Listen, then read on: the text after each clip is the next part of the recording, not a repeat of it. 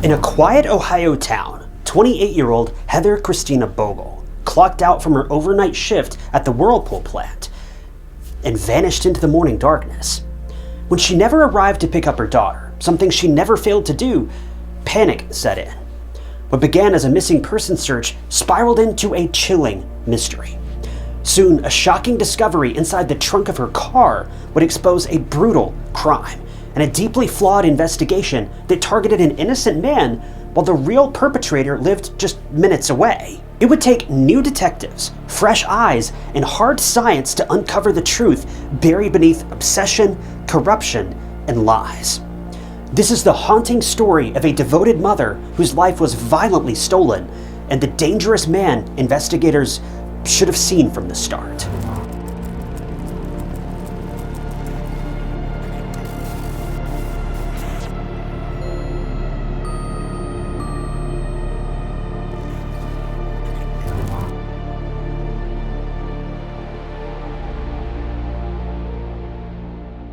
Welcome to True Crime Stories. If you're new here, I'm your host, Ty Knotts, and I post new true crime documentaries every single week. So if you're interested in old-fashioned true crime with no bots and no lies, be sure to subscribe. It's totally free and just lets you know when I post new cases. Heather Bogle was born in Rock Hill, South Carolina, but later the family moved to Ohio and settled down there. She attended Tiffin Columbian High School, from which she graduated in 2006. Heather also had a daughter named Mackenzie, whom she gave birth to in 2010. We don't know who the father was, whether he knew about the pregnancy or not, and whether he was supporting in her life or not. We just don't know, but regardless, Heather was a very happy single mom of an equally adorable little girl, and she absolutely loved her small family. At the time of the case, Heather actually worked at Whirlpool in Clyde, Sandusky County. It was a huge factory that made hundreds of thousands of home appliance parts, and Heather loved it there. But she also had dreams of entering the field of medicine one day. Shortly, she wanted to become a nurse, so at the time of the case, Heather had enrolled in some nursing courses and was quickly working towards her dream job. But while working at Whirlpool, something caught Heather's eye, or rather, someone. It was her co-worker at the Whirlpool factory, Carmela Badillo. No sooner than they met, Heather was falling head over heels for Carmela. After a while, the two went on a few dates, and before they knew it, they'd been dating each other for about a year. So Heather was at a good point in her life. She was working, she was in a relationship, she had a wonderful family, and she was studying to become a nurse. And she was also close to achieving that goal. But Heather's nice life was about to get shaken up, and in a very rapid turn of events, her life was about to take a very, very dark turn.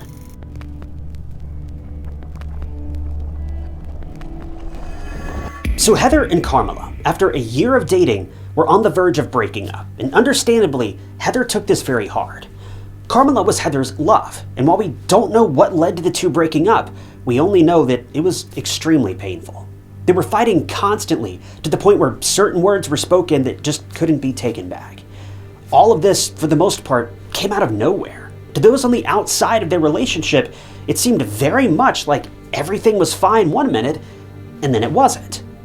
Well, Heather had to put her heartbreak on hold, because now she'd also failed one of her nursing exams.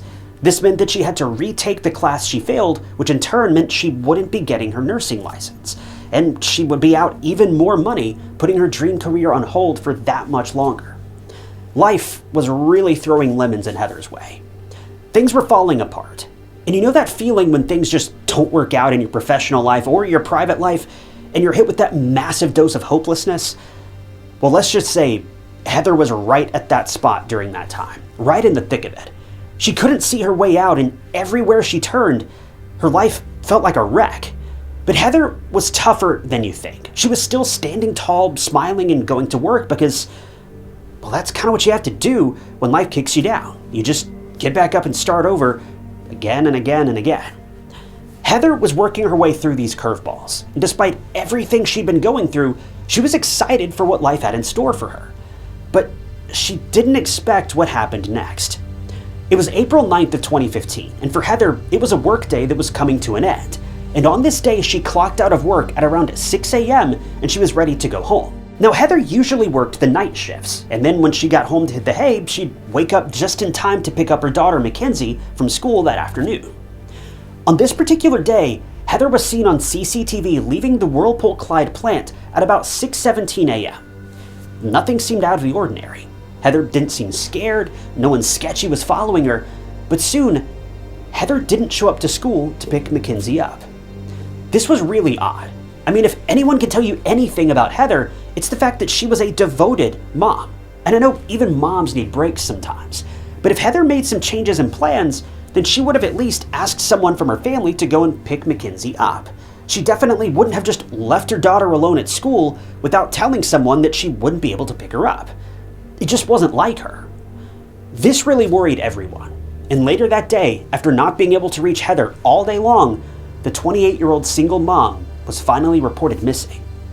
The police got down to searching for Heather, and within a day, they found something. But it would not be anything good. See, on April 10th, just a day after Heather had disappeared, her car was found. It was found really close to the Whirlpool plant where she worked, and it looked abandoned. The police were honestly dreading searching inside the car because, well, they just had a bad feeling. But bad feelings don't mean you just get to turn around and go the other way. And investigators knew what they had to do. As soon as they approached the car, it was an all-hands-on-deck situation. They were searching every square inch of this vehicle, but it took them only a matter of minutes to find what they were looking for, but certainly not what they had hoped for.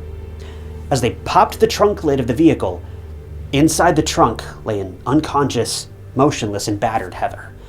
She was tragically not breathing. But here's the thing. Heather looked different. Her previously beautiful long hair was chopped off, hacked even. It was done so haphazardly, and it didn't take a lot to realize someone had done it in anger and in fury. Heather was also wearing a ridiculously oversized Mickey Mouse shirt, and when the police lifted that shirt, they noticed there was much more to this horrific attack on Heather. It was worse than anyone expected, and it was such a brutal and horrific sight for the police. But what really made the whole situation all the more eerie was that the shirt had no holes in it, which you would think would be bizarre, considering she was attacked with a firearm. But the police soon realized that Heather was likely taken out elsewhere, and she was then placed in this Mickey Mouse shirt after the fact. This was just downright weird. What would be the purpose of this? Someone had taken their sweet time with Heather, post-mortem, and it was such an unsettling scene. But the bigger question was, who had done this to Heather, and why?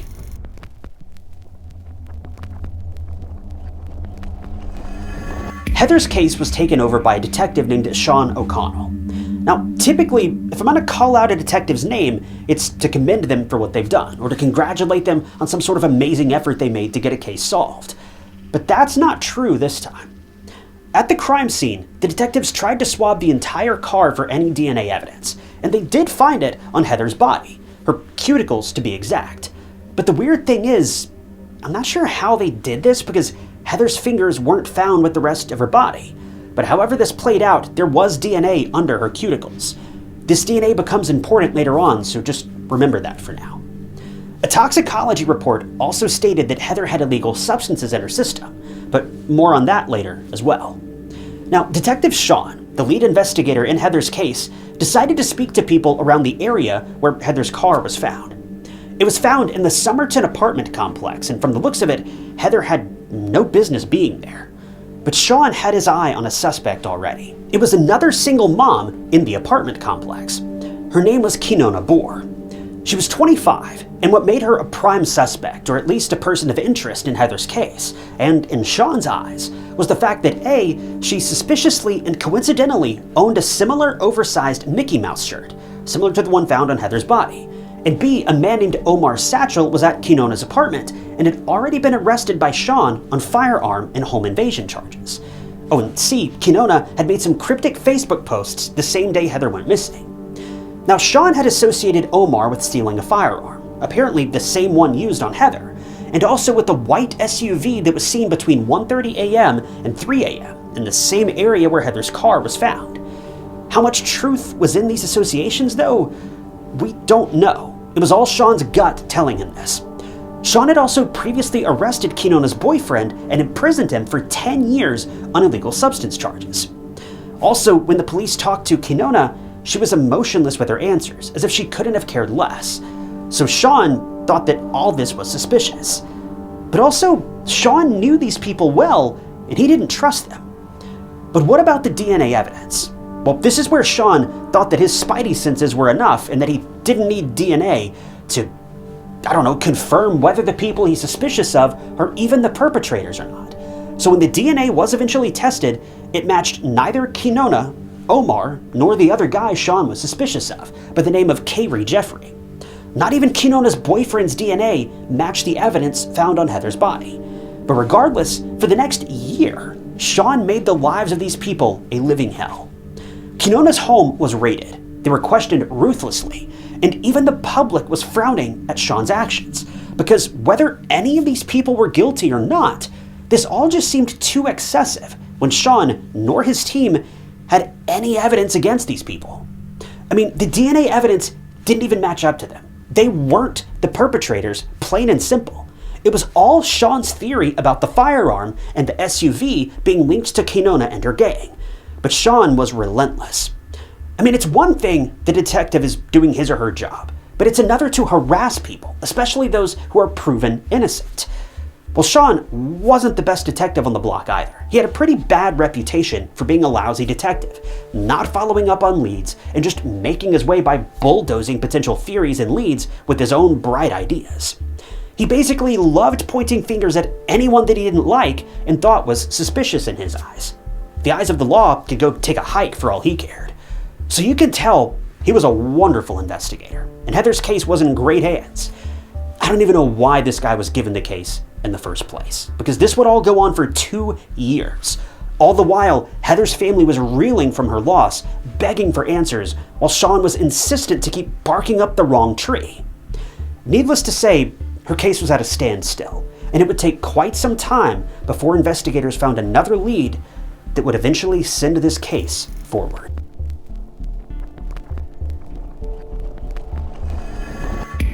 After 2 years, new detectives were handed Heather's case, and they had to start from square one.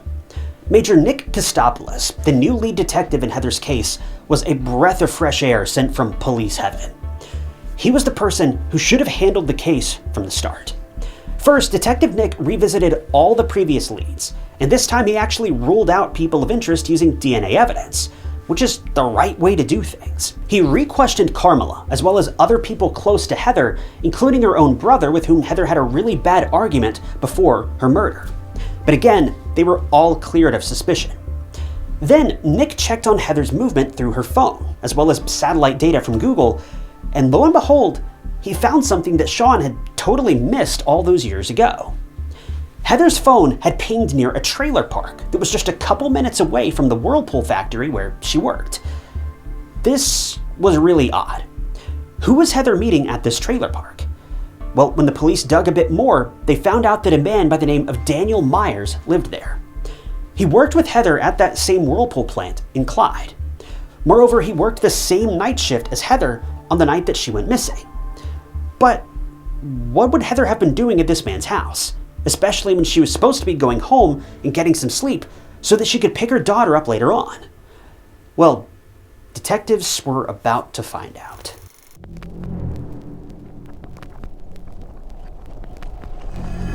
Daniel was called into the station for a round of questioning, and when detectives questioned him and asked if he knew Heather at all, he said that he knew who Heather was, but they rarely ever interacted.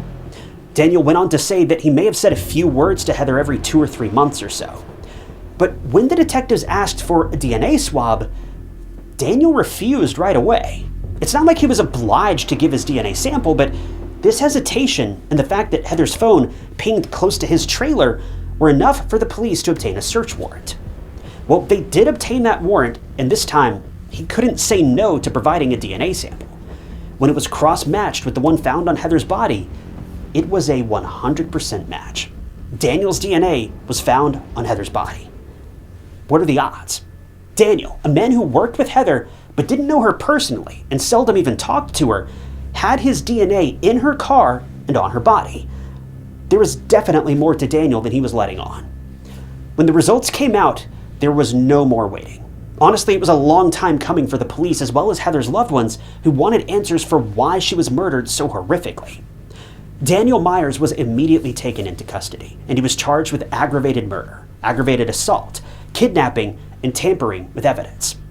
It turned out that Daniel, in fact, knew a lot about Heather. He was actually infatuated with her. In fact, on the day Heather disappeared and never came back home, it's believed that Daniel had caught Heather in a very vulnerable state. She had just failed her nursing board exam, and she was on the verge of a really bad breakup with the first woman that she ever really loved. So Daniel took advantage of this situation, and he persuaded Heather to go back with him to his apartment to vent about her problems. But that's not exactly what happened. See, when Daniel and Heather got to his trailer and took some illegal substances to help loosen up, that's when Daniel advanced towards Heather.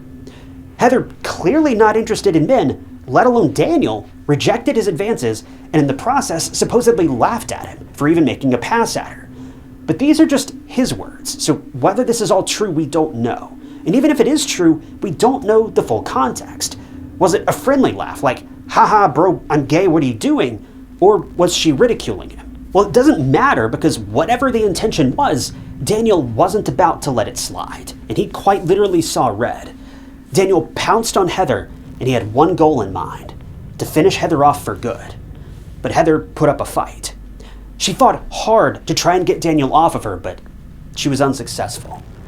She suffered a lot of defensive wounds on her arms, but Daniel wasn't letting up. And in the end, Daniel did a serious number on Heather, and finally used a firearm to finish the job. He then undressed her, placed her in that oversized Mickey Mouse shirt, and loaded Heather's body into the trunk of her own car and abandoned it near the Whirlpool plant. Daniel literally murdered an innocent woman just because she didn't want to reciprocate his advances. And also, I want to talk about this laugh that Daniel found oh so mocking. I want to disclaim that this is just what I personally believe happened. Heather was not looking for a relationship. It's what her family said time and time again. I personally think that maybe when Daniel came on to Heather, she didn't know what to do, and she gave him this awkward, hey no, I'm not interested in you laugh, while putting her hands up to stop Daniel from doing whatever he was about to do, hoping to defuse the situation. A lot of people laugh nervously during awkward moments like this. It's a very common reaction when you reject someone's advances with a smile or just try to make light of an uncomfortable situation. Now, I wasn't there to witness what happened, but I just don't believe that Heather barked a laugh in Daniel's face because she thought he was just super unattractive or something. She wasn't a mean person. Heather was in a weird place mentally, and the last thing that she needed was a middle-aged dude just making passes at her. Well, in the end, Daniel Myers was taken to court, and if he was found guilty, he'd likely be given the death penalty, which left poor Daniel shaking in his boots. I always say this, but what is it with criminals, especially murderers, who have no regard for the lives of others, but when it comes to their own lives, I don't get it. But in the end, Daniel pleaded guilty to all of the charges, and there was no trial. At his sentencing, he was given life in prison with no possibility of parole in February of 2019 as a reward for cooperating with detectives and prosecutors. He was emotionless, stoic, and completely unfazed, while Heather's loved ones were crying their hearts out when details were being read aloud in court. And when it was Daniel's turn to speak, all he said was, "I have nothing to say." But here's the real kicker. Heather's murder was not believed to be his first rodeo. After his arrest in Heather's case, about 10 women came forward and told the police that Daniel was a piece of human garbage who habitually took advantage of innocent, vulnerable women. When Daniel's trailer was searched, several women's undergarments and inappropriate videos of Daniel with other women were found. This man was literally human scum. Also, he was suspected by several people when his then-girlfriend, Leigh Suter, was found with a single firearm injury to her chest in that trailer where Daniel lived in 2009. Leigh was found in her bedroom with a firearm right beside her. Ironically, she also worked at Whirlpool at the time, and even though it was Daniel who reported her death to the police, her sister suspected Daniel from the get-go. She stressed that her sister would never come close to a firearm because she hated them so much. Also, she couldn't have pulled the trigger by herself because the firearm was a rifle. It was long, and it just seemed implausible for her to choose this specific method to end her own life. Even Daniel knew that Leigh despised firearms, yet there was one in their home. Daniel claimed that it was for her protection, but her sister didn't think so. Leigh's case was reopened once again because detectives believed it wasn't handled the way it should have been, and it should have been treated as a homicide to begin with. But in the end, that investigation went nowhere, and Leigh's passing was officially ruled as her trying to end her own life. So it is highly possible, although not proven, that Daniel might have taken the lives of people before. And even if he hasn't, then he surely made women's lives miserable at the very least. This man is seriously in the perfect place now, behind bars and not in the outside world, terrorizing women and murdering them just because they don't give him what he wants.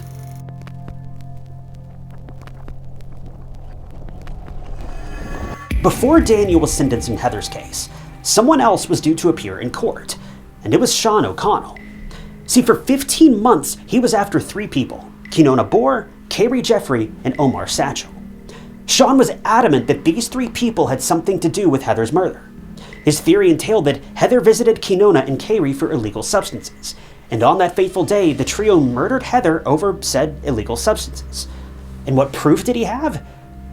Absolutely nothing. He didn't even bother telling the prosecution office that the DNA found on Heather's body didn't match anyone from the trio. He hadn't even peeked into Heather's cell phone records, something that Detective Nick did right away. And to make matters worse, when he was on Heather's case, records showed that he actually received an email from a woman who worked at Whirlpool, and she'd actually given information on a man who worked at Whirlpool who could have been responsible for Heather's murder. And that man was Daniel Myers. See, this woman had also been a target of Daniel. In the email that she sent to Sean, she said that she was attacked by him at his trailer, but luckily she managed to escape and that the detective should probably look into it. This woman literally gave Sean information about Daniel on a silver platter. If Sean could have looked the other way for a second and stopped his obsession with pinning crimes on innocent people, then Heather's case would have been solved years ago. But did he do that? Well, obviously not, as I'm sure you know by now. After all was said and done, Sean was charged with obstructing official business, dereliction of duty, coercion, unauthorized use of property, tampering with physical evidence, and falsifying records. This guy had a laundry list of felonies. To think that this person handled Heather's case is just appalling. But in the end, he struck a plea deal and he was sentenced to just 2 years in prison in September of 2018. 2 years. When asked by the judge during his trial about the email that the woman had sent him about Daniel Myers, Sean claimed that he wasn't a technologically savvy person and he denied ever getting that email to begin with. This man's defense was quite literally that he didn't know how to properly open his email. In 2015, a lead detective didn't know how to operate an email. Sure. Well, thankfully, Sean was finally forced to pay for his crimes, and he obviously lost his job, then went to prison. But there hasn't really been any mention of what happened to him after that. He just faded into obscurity where he belongs. After everything played out, I think the outcome for this case was about as good as anyone could have hoped for. But it sure would have been great if it came sooner. But thanks to the actions of one man and one terrible detective, this family had to suffer the unbearable loss of an innocent woman like Heather, and their suffering was needlessly drawn out. All because one man couldn't get his ego in check.